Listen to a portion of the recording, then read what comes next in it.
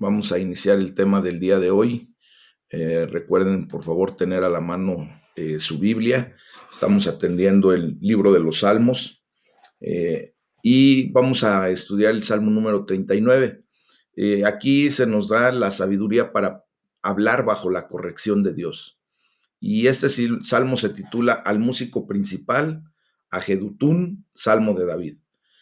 Bueno, recordemos que ya hemos comentado que cuando se hace la declaración de al músico principal, algunos piensan que el músico principal es el Señor Dios mismo y otros suponen que es un líder de coros o músicos en la época de David, como pudiera ser el caso de Emán el cantor o de Asaf, también otro salmista. Y bueno, aquí hay una condición muy particular. Se nos menciona a Jedetún. Este hombre va a ser también mencionado allá en el Salmo 62 y en el 77. Él fue uno de los músicos designados por el rey David para dirigir el culto público de Israel. Y esto lo podemos leer en el primer libro de las Crónicas, capítulo 16, versículo 41, y en el capítulo 25 del versículo 1 al 3. Entonces, tenemos una referencia aquí de quién fue Jedetún. Y este es un salmo de David, como con muchos otros que hemos ya estado analizando, no se puede conectar a ningún punto específico de la vida de David. Posiblemente es escrito ya en los últimos años de vida de David, pero esa es una sola conjetura que podemos hacer debido a la lectura que podemos tener en este salmo, pero no es concluyente, no conecta efectivamente o 100% a que fuera en los últimos años de la vida de David. ¿Ok? Bueno, eso nada más como referencia. Eh, en la primera parte de este salmo, pues vamos a ver cómo David encuentra las palabras para hacer una oración de sabiduría. Y entre los versículos del 1 al 3, pues viene la agonía silenciosa de David. Y dice la palabra de Dios, yo dije, atenderé a mis caminos para no pecar con mi lengua, guardaré mi boca con freno, en tanto que el impío esté delante de mí. Enmudecí con silencio, me callé aún respecto de lo bueno. Se agravó mi dolor, se enardeció mi corazón dentro de mí, en mi meditación se encendió fuego, y así proferí con mi lengua. Recuerden que los salmos son poemas o poesía líricamente escrita, mis amados. Entonces tenemos que entenderlo desde ese punto de vista, ¿ok? David comenzó este salmo contando su oración, ¿verdad? Atenderé a mis caminos para no pecar con mi lengua. Y aquí vemos cómo le pide ayuda a Dios para no hablar necia o pecaminosamente mientras el impío estaba delante de él. Vemos aquí cómo los sentimientos de David estaban lo suficientemente embravecidos, enaltecidos, así como molesto, ¿verdad? Como para ser tomados por deslealtad si lo hubiera desahogado en la compañía equivocada. Él sabía que las personas pues malinterpretarían y utilizarían mal sus palabras. Para ellos sus palabras parecerían una crítica hacia Dios y hacia los caminos que Dios había tendido. Y es por eso, ¿verdad?, que dice, atenderé a mis caminos para no pecar con mi lengua, en tanto que el impío esté delante de mí.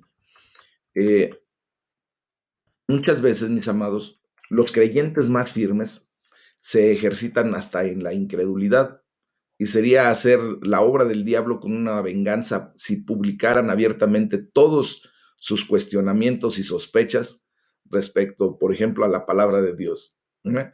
Y lo digo con una buena idea, porque muchas veces estamos supuestamente creyéndole a Dios, entre comillas, pero hay una incredulidad tan grande que si publicaran sus pensamientos de lo que verdaderamente está en su corazón, de lo que verdaderamente tienen en idea, tal vez, mis amados hermanos, muchos estaríamos haciendo la obra de Satanás. Realmente nuestra fe tiene que llevarnos al punto claro de ejercitarnos en creer lo que la palabra de Dios dice, creerle a Dios y actuar con respecto a eso que estamos creyendo. ¿Eh? Después el salmista dice, enmudecí con silencio, me callé aún respecto de lo bueno. Bueno, pues a David le resultó más fácil callar que hablar sabiamente, y pronto sintió la presión que uno siente cuando los sentimientos intensos los acallamos, ¿verdad? Cuando no podemos externar lo que sentimos. En el salmo anterior, como vimos el día de ayer, David mostró su consagración con su silencio ante sus acusadores.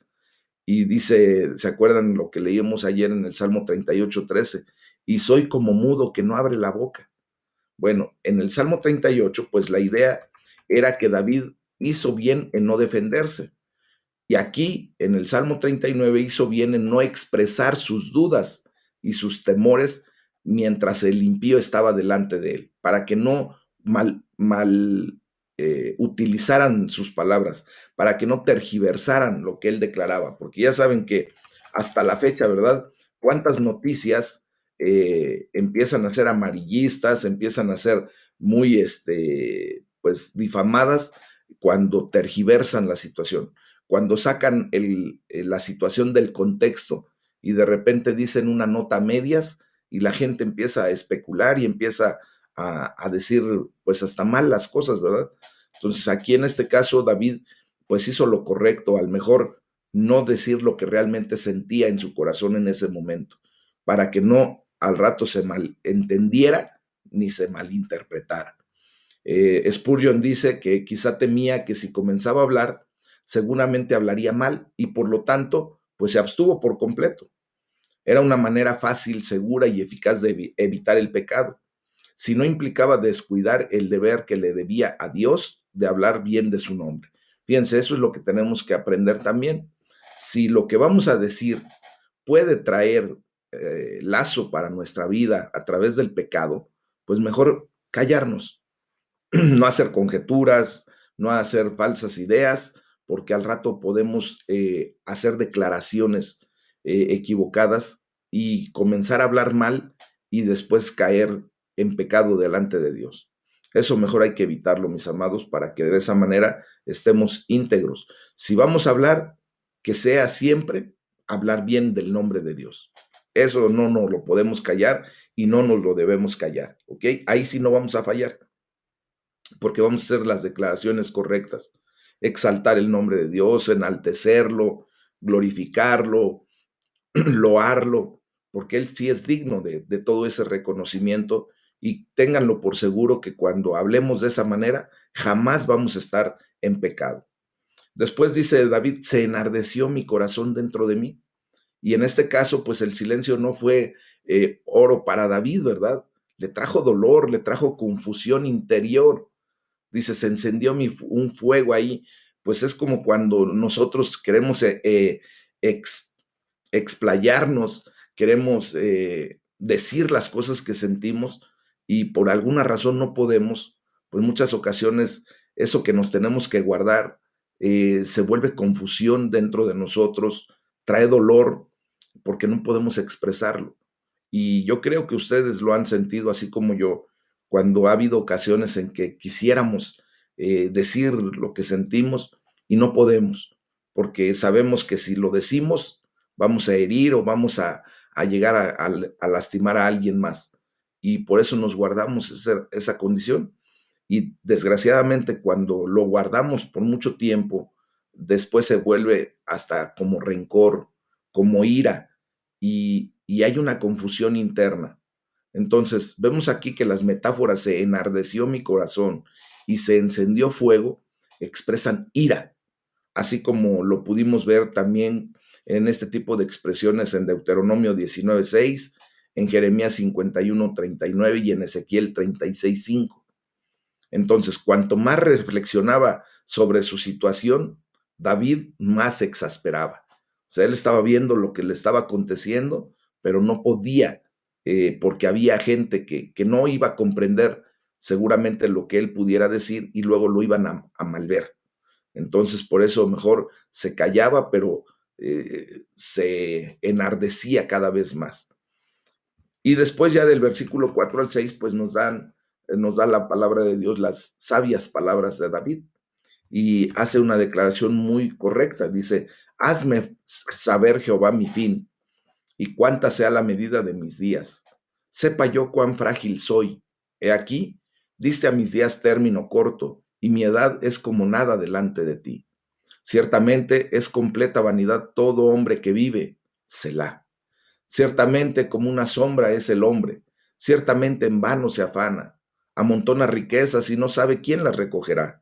Exactamente así es nuestra vida, ¿verdad, mis amados? Justamente él le dio en el clavo el buen David en esta declaración, obviamente pues inspirada por el Espíritu Santo de Dios, ¿verdad? De, cuando dice, hazme saber, Jehová, mi fin, pues el silencio de David se rompió de la mejor manera, con una humilde oración a Dios. No hablaría de sus miedos y dudas ante los malvados, sino que los derramaría ante su Dios. Son cosas muy diferentes, mis amados. Cuando nosotros venimos a la presencia de Dios y derramamos nuestra angustia, nuestra necesidad, pero solo delante de Él, no tenemos ningún problema de hasta cometer pecado. El grave problema es cuando empezamos a declarar nuestros miedos, nuestras dudas, delante del ser humano, que muchas veces malvadamente te tergiversa lo que decimos, como les comento, y entonces se hace ver equivocadamente lo que nosotros declaramos. Una cosa es derramarnos delante de Dios, como lo hemos estado aprendiendo y estudiando, y otra cosa es que después eso se utilice para decir, no que tú amas a Dios, entonces, ¿por qué eh, eh, blasfemas al decir que sientes temor, que sientes que Dios no está contigo, cosas de esa naturaleza? Aquí vemos cómo David le pedía a Dios sabiduría. Específicamente le pedía sabiduría. Hazme saber. Eso quiere decir sabiduría, ¿verdad?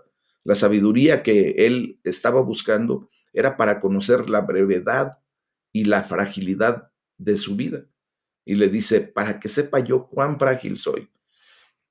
Nosotros, mis amados, podríamos haber esperado que David pues rompiera su silencio regañando a sus enemigos o defendiendo su propia justicia, su propia causa.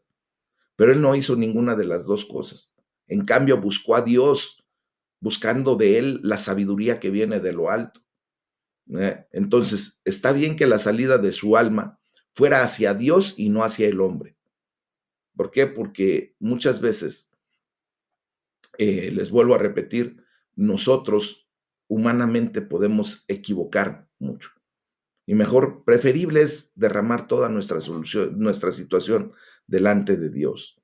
Cuando dice, hazme saber mi fin, pues esta no era una oración inspirada por el deseo de saber cuándo terminaría la vida de David, ¿verdad? No se trataba ni siquiera de una solicitud para que se le dijera la fecha de su muerte. Era una oración para que él pudiera tener una comprensión precisa del hecho de que la vida, cuantitativamente, o sea, pudiendo contar el tiempo, ¿verdad? Contando el número de sus días, pues es como nada.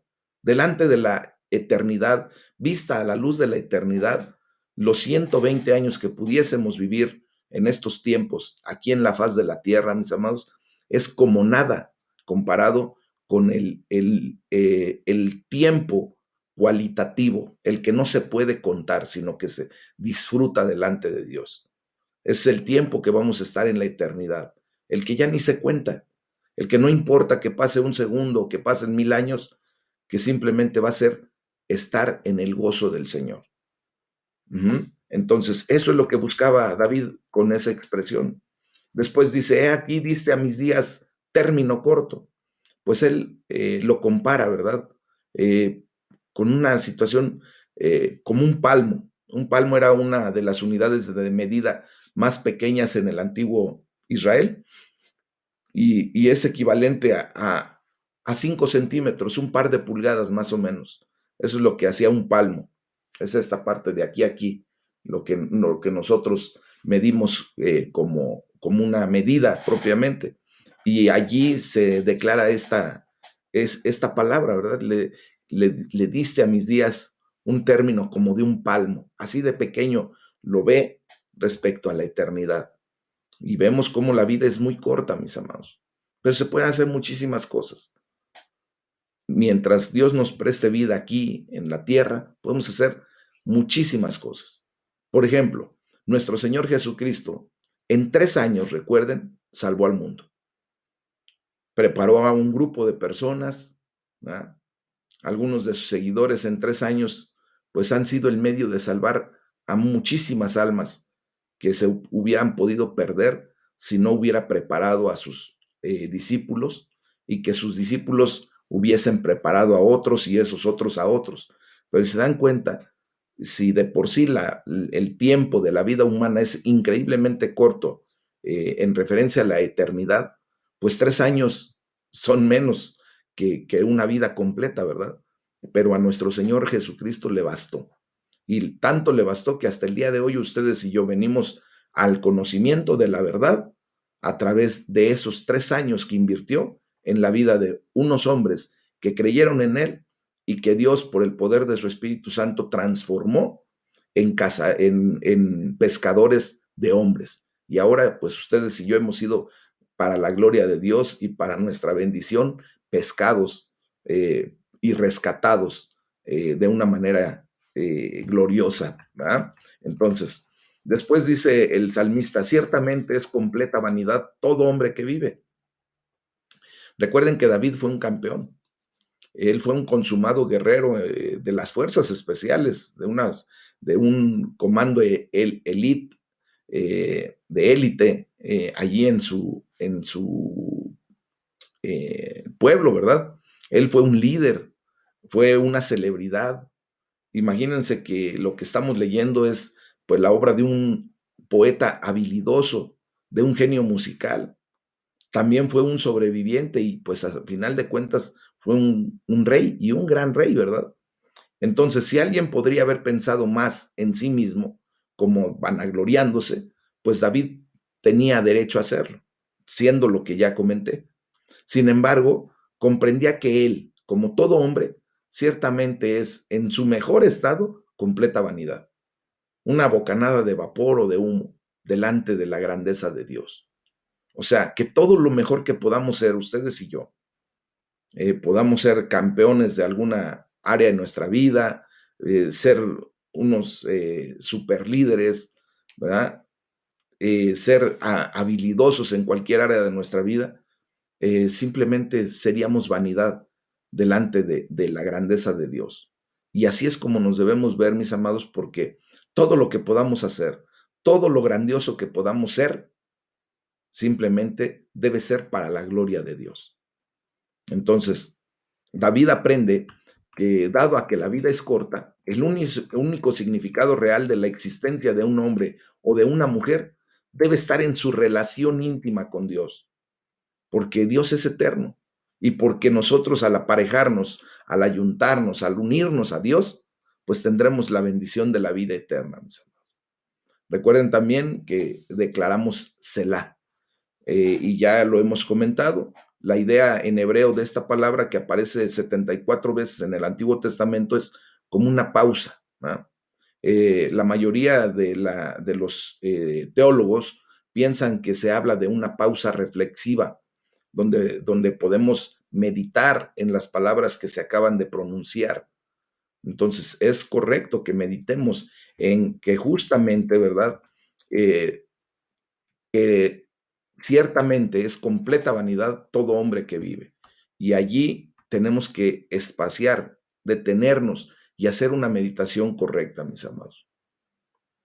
También puede ser una instrucción musical para un interludio musical de algún tipo, pero a mí me gusta más la idea, y no es porque me guste, sino simplemente porque puede llevarnos a mayor situación, la idea de meditar en las palabras que se acaban de pronunciar, para que de esa manera, pues nosotros tengamos una idea cada vez más clara, que le pidamos a Dios, ¿verdad? Que nos haga reflexionar y que nos ayude en esa reflexión, meditando esa palabra para extraer el mayor provecho de lo que se declara, de lo que Dios ha inspirado. Entonces, este Selah es un llamado apropiado para que cada uno de nosotros hagamos una pausa y pensemos en la fragilidad y en la brevedad de nuestra vida, mis amados. Y esto debe llevarnos a una gran dependencia de Dios. y a una gran seriedad en la vida y a hacer el bien en el poco tiempo que tenemos. Sea el tiempo que sea, estar haciendo siempre el bien. Dice David, ciertamente en vano se afana. Entonces, eh, sonando muy parecido a lo que estaremos leyendo en el libro de Eclesiastés, David piensa en la masa de la humanidad que vivía ignorando la brevedad y la fragilidad de la vida. Hay mucha gente que de verdad ni siquiera toma en consideración esto. Piensa que los 120 años son algo increíblemente largo como para vivirlo y como para pensar siquiera en cuán breve y cuán frágil es la vida. Mucha gente solamente camina como una sombra, viviendo una vida sin sustancia. La gente normalmente sin Cristo se afana, pero en vano. Y la verdad, están completamente cegados a las cosas eternas, a las cosas espirituales. Cada una de esas personas trabaja duro y puede amontonar riquezas, pero no piensa más allá de su propia corta y frágil vida, ¿verdad? Y esta es la tierra de las sombras, mis amados. El cielo es la tierra de la realidad. Ese es el lugar de verdadera alta definición. Es donde realmente vamos a estar en una condición completa, jubilosa, real. Ahorita, pues esta vida es como un sueño, mis amados. ¿Verdad? Tan corta es a la luz de la eternidad que esto es como cuando sueñas una noche y de repente se esfuma. Pero ya cuando estemos en el cielo, es justamente lo que vamos a vivir en una realidad eterna, delante de la presencia de Dios. ¿Se imaginan? Entonces, Clark hizo una observación y dice al respecto, todo hombre que existe es vanidad. Todos sus proyectos, planes, esquemas, etcétera, pronto se quedan en nada. Su cuerpo también se enmohece en el polvo y pronto desaparece tanto de la vista como del recuerdo de los hombres. Y es verdad, mis amados, mucha gente amontona riquezas y la verdad es que no sabe ni siquiera quién las recogerá. Nosotros tenemos un dicho, ¿verdad? Muy bien dicho, que dice, nadie sabe para quién trabaja. Y efectivamente, ¿de qué nos sirve afanarnos, alejando de nosotros la condición de nuestra posición delante de Dios? ¿De qué nos sirve estar afanados buscando riqueza material si la presencia de Dios no está en nuestra vida? Va a llegar el momento en que esto se va a quedar, todo lo que tú y yo hagamos. Hayas construido una casa o la hayas comprado, déjame decirte que no te la vas a poder llevar el día que el Señor te llame a su presencia. La gloria sea para el Señor, porque ahora ustedes y yo ya entendimos que nuestro Señor Jesucristo está preparando morada para que donde Él esté, ustedes y yo estemos con Él eternamente y para siempre, ¿verdad? Entonces, no tiene mucho sentido, mis amados, que nos estemos afanando solamente para la vanagloria, para el deleite temporal. Lo mejor es lo que ustedes y yo estamos haciendo, buscando la presencia de Dios, viniendo delante de Él, ¿verdad? Para tener un conocimiento más amplio, para tener sabiduría de lo alto y para negociar nuestra vida de una manera correcta, teniendo, sí, satisfacción, teniendo vida, plenitud en nuestra vida, pero siempre dependiendo de nuestro Padre Celestial.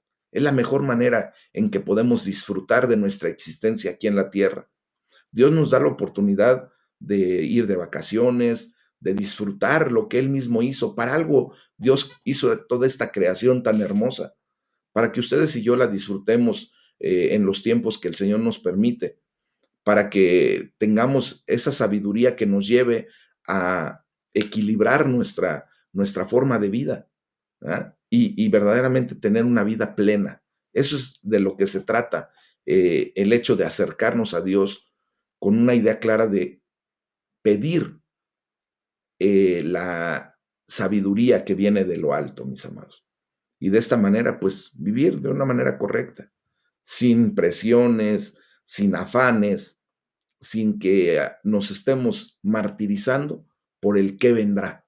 No sabemos, solamente Dios sabe el día que nos llame a su presencia. Solamente Dios sabe los días que ha tenido contados para nuestra existencia y de alguna manera, pues nosotros lo que mejor podemos hacer es pedirle a Dios, pues que se manifieste, dándonos a entender el objetivo de nuestra vida y que nosotros caminemos por la senda de justicia, mis amados.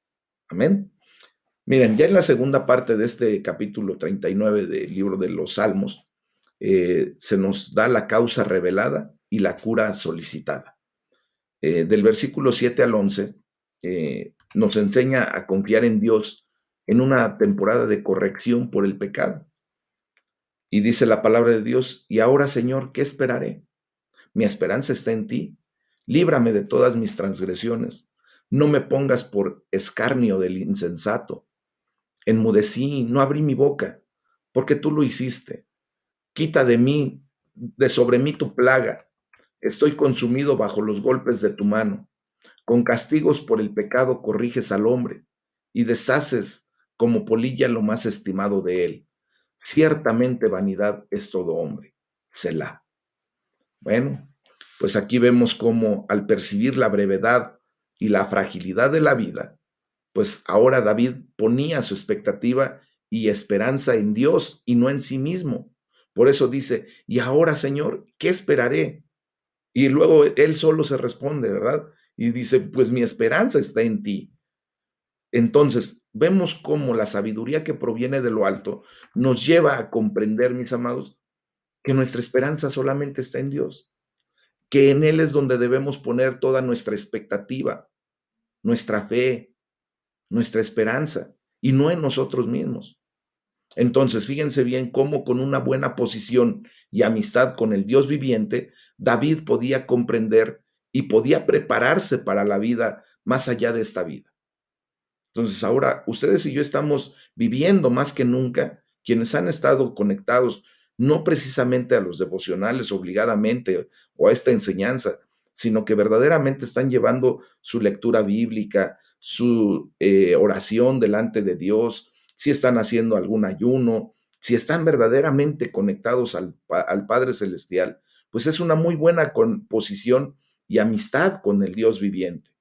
Y ahora creo que ustedes y yo, que hemos estado en esta condición delante de Dios, buscando su rostro día a día, buscando su presencia en nuestra vida, buscando la sabiduría que viene de lo alto, pues ahora podemos comprender y prepararnos para lo que viene después de esta vida, para el mundo venidero, mis amados.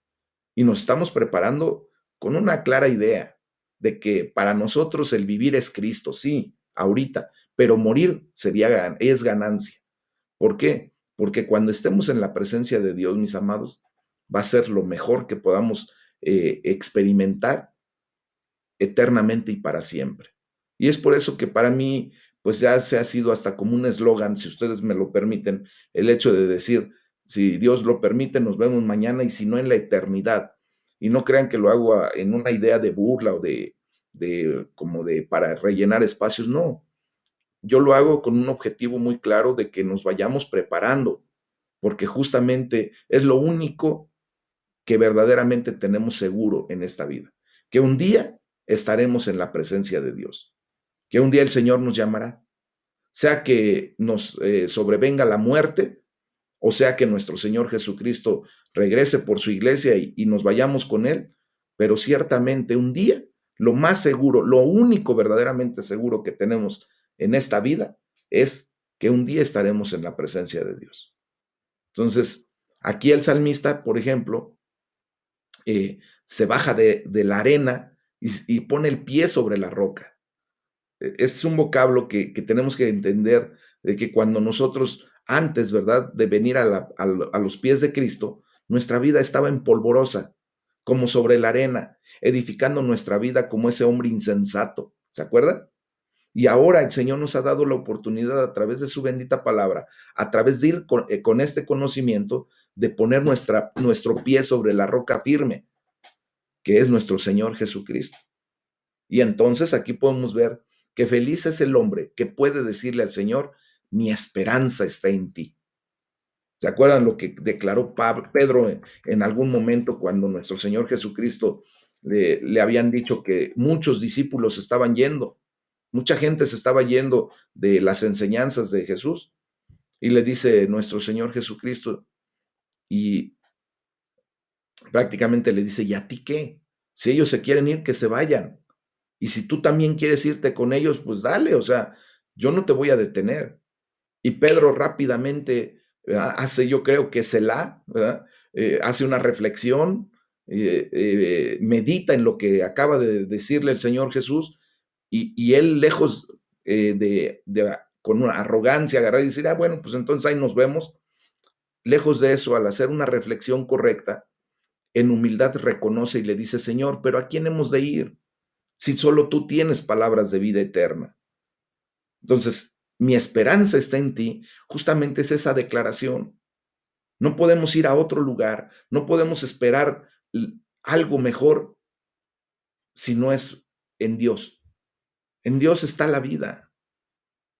Esa es la vida en la que deseamos y la expectativa que están centrados en Dios. Esa es la vida que necesitamos vivir, mis amados.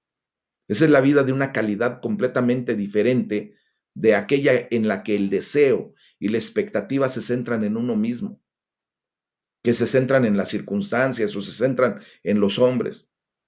¿Cuántas veces nos hemos dado cuenta, ustedes y yo, que cuando ponemos nuestra confianza en el hombre, normalmente salimos defraudados? Y nosotros también defraudamos. Por eso la palabra de Dios nos dice, maldito el hombre que confía en el hombre. ¿Por qué? Porque nosotros, nuestra confianza, nuestra esperanza, pues solamente debe estar en Dios. Él es el que nunca nos defraudará, nunca nos va a dejar, nunca nos va a desamparar. Y por eso David le dice, líbrame de todas mis transgresiones. Aquí vemos cómo David miraba a Dios y no a sí mismo para la liberación del pecado. Sabía, como el apóstol Pablo declararía 1000 años más tarde, que el enfoque debería estar en Dios y no en uno mismo. Y es por eso que nosotros entendemos que la salvación solamente viene de Jesucristo nuestro Señor y Salvador. No hay más. El hecho de que David le dice, líbrame de todas mis transgresiones, pues es para que él, ¿verdad?, no se decepcionara de sus esperanzas de gozar de Dios y de su favor, que era lo único que deseaba. Él deseaba que también Dios perdonara todos sus pecados, porque los pecados, mis amados hermanos, se levantan como una nube muy, muy densa entre Dios y nosotros. Y David quería que lo llenara, ¿verdad? De una condición de lo que Dios estaba trayendo a su vida, que pudiera quitarle todos los temores de lo que estaba pasando en ese momento a los temores que tendría que experimentar en el futuro mientras no llegara a la presencia plena de Dios. Por eso le dice, líbrame de todas mis transgresiones. Y esa es una oración que debemos hacer ustedes y yo, que Dios nos libre de todas las transgresiones que hacemos, porque constantemente fallamos, mis amados. Puede ser sin querer queriendo, pero muchas ocasiones estamos fallando delante de Dios. Y por eso tenemos que venir a su presencia día a día para ser limpios, para el hecho de lavar nuestros pies delante de Él con la sangre preciosa de nuestro Señor Jesucristo. Recordemos que nosotros ya hemos sido lavados completo, pero nuestros pies siguen caminando por el fango de este mundo, mis amados. Seguimos de repente cometiendo errores, pecados, que tenemos que ser liberados, ¿verdad? De esa pecaminosidad por parte de nuestro Padre Celestial, de esas transgresiones que normalmente hacemos en el día a día, muchas veces ya sin el deseo de hacerlo, pero que eso no nos exime por, de pedirle a Dios que nos limpie. Amén. Después el poeta David dice, quitas de sobre mí tu plaga, estoy consumido bajo los golpes de tu mano. Aprendemos que David hacía esta oración desde una temporada de gran debilidad, y la sensación de que estaba bajo una dolorosa corrección que viene de parte de Dios. Él evitó con éxito pronunciar palabras de autojustificación al derramar su corazón delante de Dios. Y también oró pidiendo alivio de su aflicción. Esto nos tiene que enseñar, mis amados, a venir delante de Dios si es que estamos pasando por una temporada de debilidad, ¿verdad? Y si estamos entendiendo que estamos bajo la dolorosa corrección de Dios, pues evitemos pronunciar palabras de autojustificación. Prefiramos mejor derramar nuestro corazón en Dios y pidiéndole que nos alivie de la aflicción que estamos pasando, ¿verdad? El hecho de que Dios nos corrija no es porque nos odie, sino todo lo contrario, es porque nos ama. Mis amados, si Dios está retardando o nos contesta nuestras oraciones con una espera, no es porque Dios sea malo y no es porque Dios quiera mantenernos en una condición de estar sufriendo durante más tiempo del debido.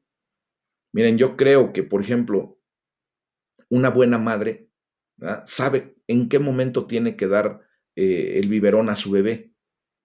El bebé, desgraciadamente, cuando empieza a sentir hambre, no cuando tiene un hambre extrema, sino cuando empieza a sentir hambre, empieza a gritar y empieza a llorar, pero terriblemente, ¿verdad?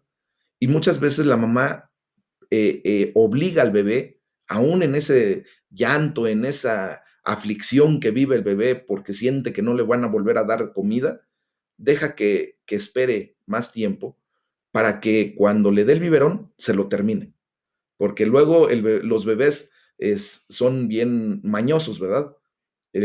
Tantito lloran, le ponen el biberón y nada más le dan 2, 3 chupetes y botan el biberón y no comen bien y al rato otra vez vuelven a gritar de hambre y quieren que estén ahí así.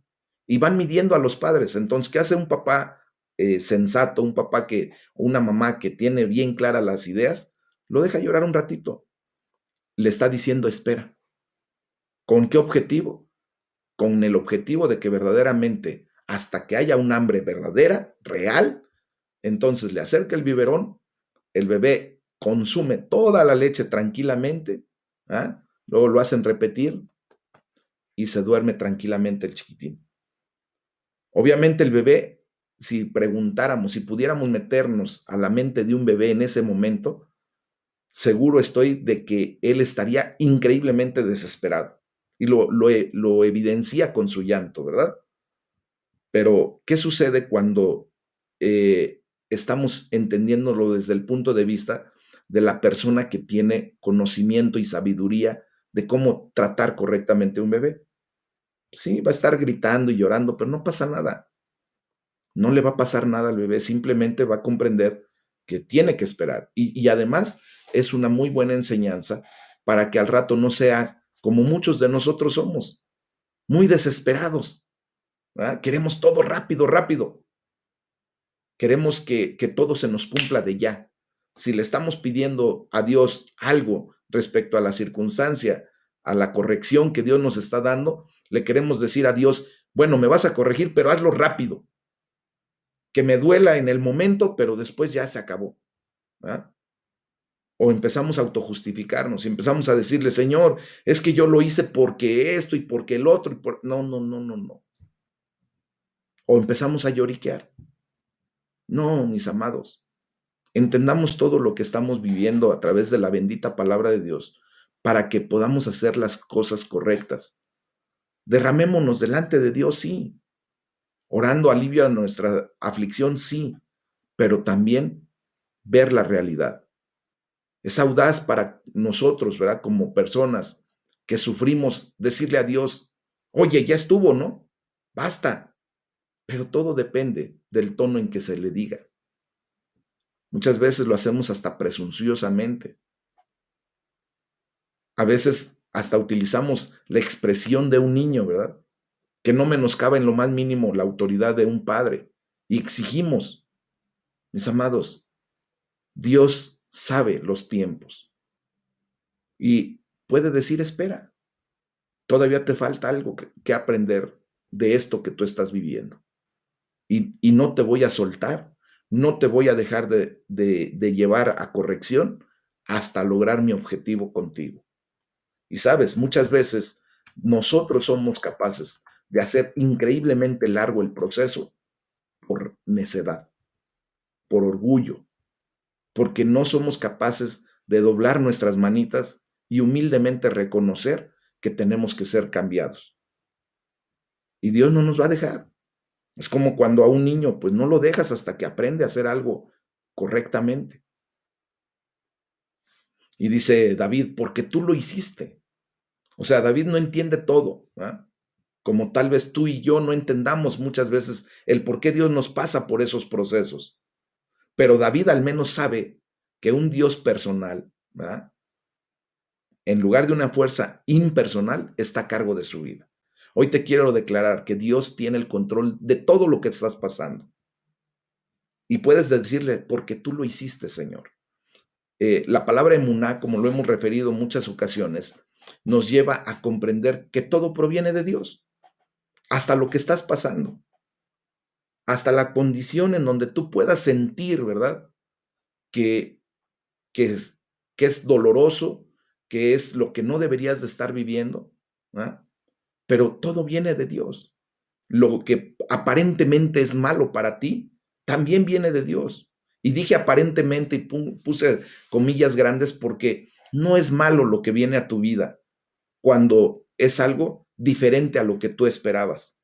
No es malo el hecho que Dios te lleve a quebranto, porque una vez que tu corazón es quebrantado, Dios lo toma como materia prima para poderlo llevar a un producto terminado conforme al plan perfecto de Dios. Ujú. Y por eso David dice, con castigos por el pecado corriges al hombre y deshaces como polilla lo más estimado de él.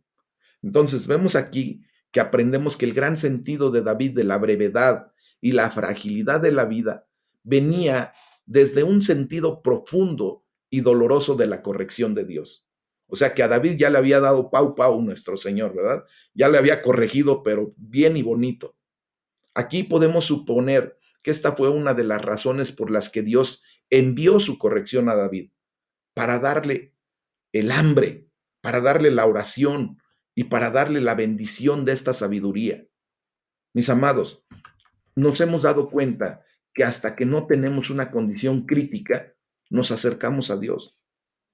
Y el Señor nos lleva a través del dolor de la corrección a buscar su presencia, a buscar su sabiduría, a buscar eh, eh, el sentido correcto de que todo está en sus manos, de que todo proviene de Él y que todo nos va a servir para bendición y que todo nos va a traer una enseñanza. Entonces, la metáfora de una polilla, pues sugiere la brevedad de la vida del hombre o también del poder destructivo de la polilla, ¿verdad? Entonces, aquí, mis amados, vemos cómo David, pues humildemente reconoce que Dios está tratando a su vida. Y cuando lo hace, pues viene una humilde oración para que se restaure el favor de Dios y se recuperen las fuerzas.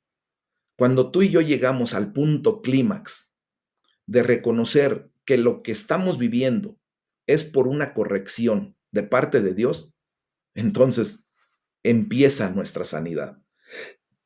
Empieza realmente a ver Dios el objetivo que se está cumpliendo a través de esa corrección. Y entonces podemos orar junto con David de esta manera. Entre los versículos 12 y 13 dice, oye mi oración, oh Jehová, y escucha mi clamor. No calles ante mis lágrimas, porque forastero soy para ti y advenedizo como todos mis padres. Déjame y tomaré fuerzas antes que vaya y perezca. Fíjense bien cómo aquí David apeló a Jehová de los ejércitos, el Dios del pacto de Israel, pidiéndole que le respondiera con misericordia en su sentido de separación de Dios. Dice, no calles ante mis lágrimas. Mis lágrimas, mis amados, pues es una oración que se convierte en llanto. Y eso nuevamente, ¿verdad? Pues nos lleva a una condición de derretirnos en lágrimas. Esas lágrimas van directo al corazón del gran Padre Celestial. Los ojos llorosos nunca se vuelven al cielo en vano. Las puertas de la misericordia se abren de par en par cuando ese llanto, esas lágrimas tocan esas puertas. Obviamente Dios sabe la intención y el motivo de nuestras lágrimas también, mis amados, porque también pueden ser lágrimas de cocodrilo, como decimos, ¿verdad? Entonces, delante de Dios no podemos maquillar absolutamente nada. Él discierne las intenciones de nuestro corazón. Cuando tú y yo verdaderamente nos derramamos en ese llanto, en esas lágrimas, por lo que ya estamos entendiendo, porque comprendemos que para Dios seríamos como forasteros, ahorita lo comento, como lo hizo David, como cuando comprendemos que es por nuestras acciones que viene una reprimenda, una corrección, y verdaderamente nos arrepentimos, hacemos teshuvá, venimos a un arrepentimiento genuino, Dios no va a rechazar esas lágrimas. Y Dios va a tener consideración de lo que estamos viviendo. Dice David, porque soy forastero para ti, advenedizo como todos mis padres. Fíjense, David no solo era un israelí nativo, sino que era el rey de Israel. Si alguien tenía derecho a la ciudadanía, era él. Y sin embargo entendía que su verdadero hogar estaba en el cielo y no en la tierra. ¿Y cuántas veces hemos declarado eso? Nuestro verdadero hogar, mis amados, no es esto. Aquí estamos de paso. Aquí el Señor nos permitió que pasáramos por este tiempo para después tener un motivo de poder balancear, ¿verdad? De ponderar la gloria de Dios. ¿Cómo podemos nosotros verdaderamente darle el valor que tiene la gloria de Dios si no tenemos un modo de compararlo con algo que no es la gloria de Dios? Para eso Dios nos permite esta vida, porque si no, tan sencillo que era para Él mantenernos en el cielo durante una eternidad, sin que hubiéramos pasado por este tramo de dolor, de sufrimiento, por este valle de lágrimas. Dios no, nos permite para que cuando estemos allá veamos la gran diferencia entre una vida en esta tierra humana y una vida en la presencia de Dios. Somos forasteros, somos peregrinos, advenedizos, como dice David. Entonces, de manera significativa, David no dijo que era un forastero sin Dios, no, sino que se consideraba un forastero con Dios. Era un forastero, pero no estaba solo. En aquel tiempo, ¿verdad? Eran forasteros juntos en un mundo hostil. Dice Morgan, aquí hay un hombre que todavía está pasando por una prueba y muy consciente de ello, pero ha encontrado el lugar secreto de la comunión y esto condiciona sus actitudes, empieza a hacer lo correcto. Abraham se describió primero a sí mismo como un forastero y como un peregrino. Y todos nuestros hijos, los que hereden una fe similar, pues deben decir lo mismo, debemos aprender a decir lo mismo. La fe no puede encontrar un hogar en este lado de las estrellas, en este mundo. No, mis amados. La fe ha vislumbrado el infinito y nunca puede contentarse con nada más que el infinito, la eternidad. Y es lo que buscamos ustedes y yo. Y la gloria sea para el Señor porque nuestro Padre Celestial nos ha dado eso en la presencia de Jesucristo, por el mérito de nuestro Señor. Spurgeon dice al respecto, si un inglés va al continente y trata de hacerse pasar por alemán o francés, pronto es detectado. Recuerden que la Gran Bretaña es una isla. Entonces, si un británico, un inglés, va al continente europeo y trata de hacerse pasar por alguien que no es, pues rápidamente es detectado. Y de manera similar, un verdadero cristiano revela el hecho de que él es un extranjero en este mundo. ¿Por qué? Porque sus caminos, sus modales y sus costumbres no son los de los hombres de este mundo. Nosotros tenemos que realmente experimentar esa verdad, que la gente pueda decir, oye, tú no eres de aquí, espiritualmente hablando, ¿verdad? Si en verdad somos extranjeros y forasteros, entonces todo esto se deduce que es seguro que tenemos un lugar, un hogar en alguna parte, si somos extranjeros. Y no debe de extrañar que a veces anhelemos ya llegar a casa. ¿Cuántas veces, verdad? Les he dicho, yo sinceramente, si hoy Dios me llamara a su presencia, gloria a Dios, yo ya quiero estar en casa. Si somos extranjeros, entonces debemos tratarnos bien unos a otros, porque solamente vamos de paso. Y si somos verdaderamente extranjeros, deberíamos ser un consuelo para el cristiano en la muerte física, porque le daremos ánimo, le daremos la condición de que realmente vamos a la vida celestial. Amén. Quiero traer un letrero que tengo, permítanme. Se me ocurrió ahorita. Hace mucho tiempo, cuando me dedicaba al buceo, me hicieron favor de regalar este letrero. Después de mucho tiempo que estuve fuera de aquí de casa, y me decían, bienvenido a casa, mi hermano. Hoy quiero decirte que nuestro Señor Jesucristo ha puesto un letrero aún 1000 veces más hermoso que este, porque Él nos está dando el día en que seamos llamados a la presencia de Dios, la mejor de las bienvenidas. Bienvenido a casa. Y ese debe ser el consuelo que podemos dar a todos nuestros hermanos cuando están en el lecho de su muerte, mis amados. Dice David, por último, déjame y tomaré fuerzas. Amados, sabiendo que su debilidad se debía a la mano dura de Dios sobre él, David humildemente le pidió a Dios que no lo mirara más con ojos de corrección. El salmo termina sin resolución, como vemos. O sea, no hay una respuesta clara de parte de Dios, pero David apela y muestra toda su confianza en el Señor. Entonces vemos aquí, sin embargo, por el momento, como Job o Jeremías, no ve más que la muerte y no pide más que un respiro.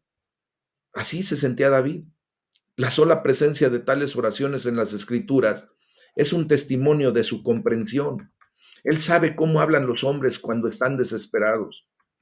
Mis amados, no nos dé ninguna vergüenza, ningún temor de poder expresarnos delante de Dios cuando sentimos angustia, dolor o sufrimiento.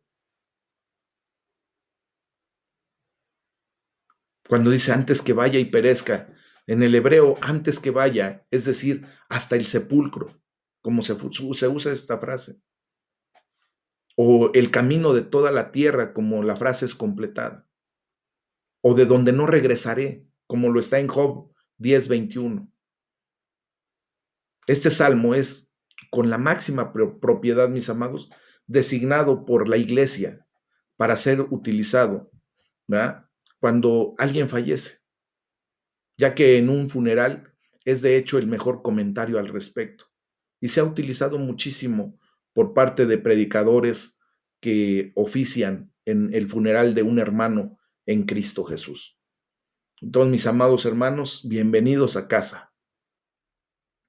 Amén. Vamos a orar, vamos a darle la gloria a Dios. ¿Les parece bien?